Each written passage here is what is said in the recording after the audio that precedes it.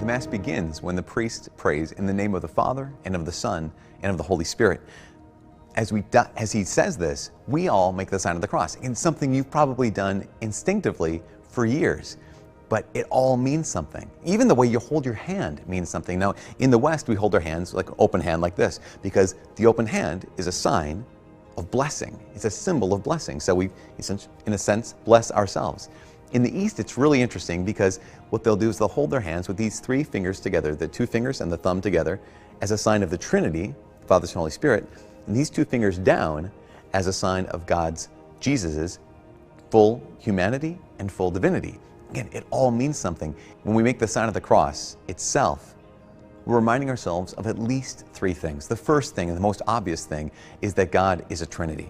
So we make the sign of the cross in the name of the Father, and of the Son, and of the Holy Spirit, reminding us of this key core belief in our faith.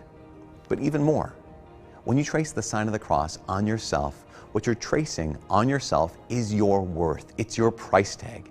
You can ask the question, how much are you worth? Are you worth $1 million? Are you worth $1 billion? Well, the sign of the cross is your price tag. It's how much you are worth. You are worth, according to God, you are worth His very life and His very death. As often as you make the sign of the cross, you're claiming your price tag. The last thing is this. So many people kind of lose their story in life. They don't know why they're here in life. They don't know the meaning of life. Well, there's this old book back in the last century called the Baltimore Catechism. And in it, it asks a couple questions. And the first question is this: who made you? Well, the answer, God made me. But the second question goes to the heart. And the question is, why did God make you?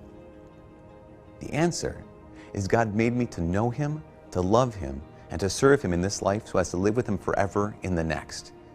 As often as you find yourself kind of not knowing the meaning of life, or not knowing, does your life have a purpose, or do you have a story, you can make the sign of the cross. And it reminds you that you're here for a reason. You're here to know God, to love Him, and to serve Him in this life so as to live with Him forever in the next. That's all wrapped up in that sign of the cross.